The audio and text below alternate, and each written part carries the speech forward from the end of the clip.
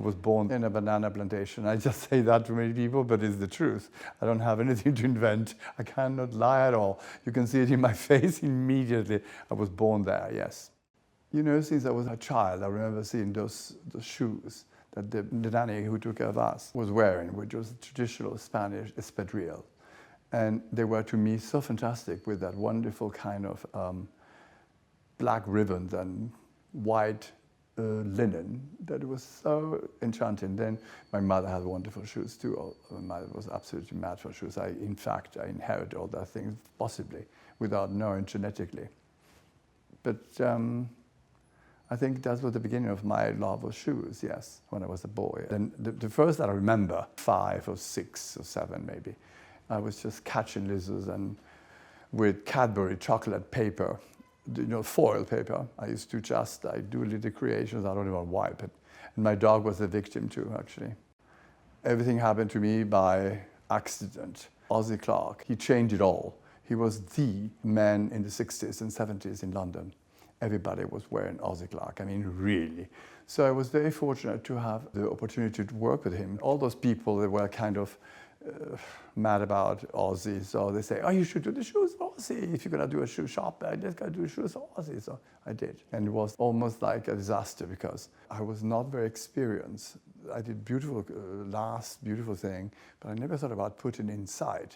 I thought the rubber would be enough to hold the heavy weight of those girls or a very light weight of those girls. It was like so embarrassing to see those girls moving around, like sounding like very strange movements and things like that. I thought, my God, my career is finished. I did goodbye. I do goodbye shoes. I do something else. And then the reaction was extraordinary. And people say, my God, it's a new way of walking. Those girls that do fantastic. They were so charismatic, like cartoon kind of. But it was fantastic. It worked. So here I am. I took care of the shoes. It took me about 12 years to learn how to do a proper shoe. The shop is maybe a fantasy of mine. When I came to England, it seems like I remember being read Dickens. And this is a part of London, is very Dickensian to me. It's near the gallery, the Albany, I mean, places that are really, for me, sacrosanct in England. So I love to be there. It's ideal, so I choose there because I wouldn't dream to have in Bond Street or places like fashionable places, trendy places. I hate it. In fact, I've been always out of the way in Chelsea. Still I am. I'm going to keep that shop selling special things that you're going to buy anywhere in the world in Chelsea. Pages of a book, descriptions of things, you know, seeing beautiful video on someone, and things like that trigger my imagination, and that's the whole thing. And, you know, maybe I'm dreaming about peasant girls. I just do peasant shoes. I'm doing about Irish people. I don't know, some things like that, gypsies. I don't care. Anything that always came through my work sooner or later. Or maybe, potentially, I love people like Henry Moore, which have been doing holes and shapes for the last 10 years because I'm so mad about the work of this sculpture. And I just pick up details from there and I put it on the shoes. This is what I do most of the time. I don't rip off. I hate rip off. I'm a perfectionist, so I follow the idea to the point where it's like maybe not feasible or not practical or not wearable. So I do end up very, very difficult to work with. The manufacturers sometimes they really got desperate with me. But this is the way I am, so I like to do it completely. The idea has got to be there, the way I want it. Pattern, colors, skins, heels. Last, all I do with my hands, yes. I am old-fashioned that way. Sometimes it's fun, sometimes it's a torture, but I manage to get through. What bother to change? You know, it's a funny thing. I went to one dinner years ago. It was a dinner with Tennessee Williams. And Tennessee Williams said, oh, you remind me when I was young. I used to sell shoes dressed like you do, when I was wearing the same nonsense. And I say, but sir, I do sell shoes too differently, but I do sell shoes. He was for 2 years selling his father, who used to be representative or owner of a factory in the south of the States.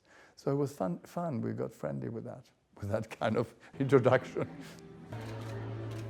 My director, my friend.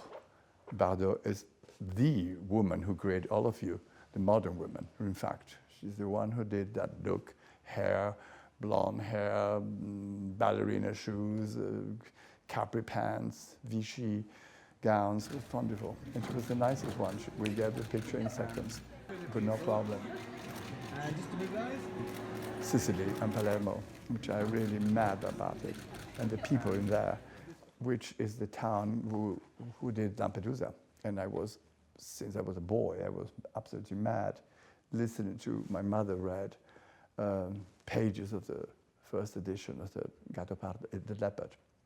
And then I end up being friendly with these people. So it's one of those coincidences in life. Again, another accident in life. So we get each other so well. We just, when I come to London, we have eat together, and they're most exquisite people. It's the people which you learn from. You don't have to sort of like nonsense. They know everything, so you do ask anything and they know. I love that. This is what the view I love. This is. So on the trail of the Gattopardo, I end up looking at the things that I was all my life longing for, talking to these people, and I did. And I'm going. It's going to be for many years.